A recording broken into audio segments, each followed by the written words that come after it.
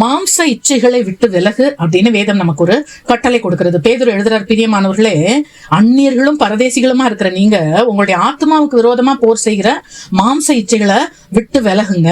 உங்களை பார்க்கிற மத்த மனுஷர் உங்களுக்கு விரோதமா பேசிடாதபடிக்கு அவங்க உங்களுடைய நல்ல நடக்கையை பார்த்து கர்த்தர் நம்மை சந்திக்கிற நாளிலே அவரை மகிமைப்படுத்தும்படிக்கு நீங்க நல்ல நடக்கையுள்ளவர்களாய் நடந்து கொள்ளுங்க. ரோமருக்கு பால் எழுதும் போது துரிச்சைகளுக்கு இடமாக உங்களுடைய உடலை பேணாம இயேசு கிறிஸ்துவை நீங்க வெளியே தரித்துக் கொள்ளுங்க, ஆவிக்கேற்றபடி நடந்து கொள்ளுங்க, அப்பொழுது மாம்ச இச்சையை நிறைவேற்றாதிருப்பீங்க. அப்ப பரிசுத்த ஆவியானவருடைய துணையை கொண்டு நம்ம நடந்தாதான் மாம்ச இச்சையை நிறைவேற்றாமல் நம்ம இருக்க முடியும். யோபு இதுக்கு ஒரு ரொம்ப அழகான எக்ஸாம்பிள் அவர் சொல்றாரு. 10 பிள்ளைங்களையும் பெற்ற பிறகும் கூட அவர் எழுதுறாரு, என் கண்களோட உடன்படிக்கை பண்ணின நான் ஒரு கன்னிகையின் மேல் நினைப்பா இருப்பது எப்படி. அதாவது நான் தப்பு செய்ய மாட்டேன், என்னுடைய உடம்புனால நான் தப்பு செய்ய மாட்டேன்னு வெளியே மட்டும் சுத்தமா இல்ல, அவர் உள்ளுக்குள்ள அவருடைய இருதயத்துல எழுதிட்டார், நான் ஒரு உடன்படிக்கையோடு கூட நடந்துகிட்டு இருக்கேன், என்னுடைய சரீரத்தின் ஒரு ஒரு உறுப்பையும் நான் தேவனுக்கு பிரியமாய் நான் காத்து கொள்கிறேன்னு சொல்லி நடக்கிறார். அதனாலதான் ஆண்டவர் பிசாசட்டையே யோபை பத்தி அவருங்க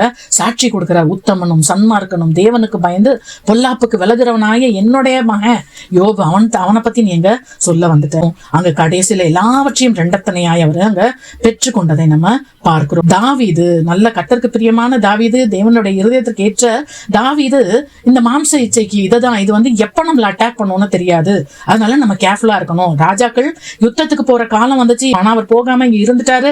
சாயங்காலத்துல அவரு படுக்கையில இருந்து எழுந்து அரண்மனையில உலாவிட்டு இருக்கிறாரு. அங்க ஒரு குளிக்கிற ஒரு பெண்ணை பார்க்கிறாரு. அவர் ரொம்ப அழகா இருந்த உடனே அவளோடு கூட தப்பு பண்ணிடுறாரு. அதுக்கு பிறகு பாக்குறோம், அவ அந்த தவறை மறைக்கிறதற்கு அவளுடைய கணவரை கொல்லுகிறார். அதற்கு பிறகு அவருடைய குடும்பத்துல மாற்றி மாற்றி மாற்றி மாற்றி பிரச்சனைகள். ஆண்டவர் நாத்தான் தீர்க்கதரிசி மூலமா இங்க அவரோடு கூட இடைப்படுகிறார். அதுதான் நம்ம சரீரத்துல செய்கிற எல்லா தவறுகளுக்கும் தேவன் மன்னிக்கிறாரு, ஆனா அதோடைய கான்சிக்வன்சஸ் நம்ம நிறைய நேரங்கள்ல ஃபேஸ் பண்ண வேண்டியதா இருக்கும். அங்க ஆண்டவர் சொல்றாரு, நீ இந்த மாதிரி இன்னொருத்த மனைவியும் எடுத்துக்கிட்ட, அவனையும் கொன்னுட்ட, ஆனால உன் வீட்டை பட்டையும் என்னைக்கும் விட்டு விலகாது.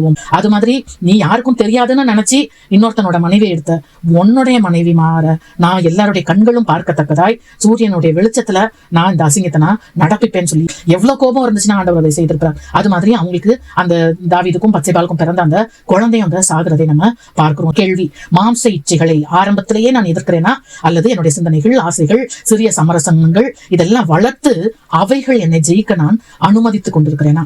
ஜெபம். அன்புள்ள ஆண்டவரே, பரிசுத்த ஆவியின் உதவியால் மட்டுமே என்னுடைய மாம்ச இச்சைகளை நான் ஜெயிக்க முடியும் என்று அறிந்து இந்த நாளிலே முழுவதுமா என்னை பரிசுத்த ஆவியானவரின் ஆளுகைக்கு ஒப்புக் கொடுக்கிறேன். மாம்ச இச்சைகளை ஜெயித்து கர்த்தரிடத்திலிருந்து ஆண்டவரே உங்களுடைய கோபத்தை பெற்றுக்கொள்ளாத படிக்கு என்னை காத்துக் கொள்ளுங்க. ஆமென்.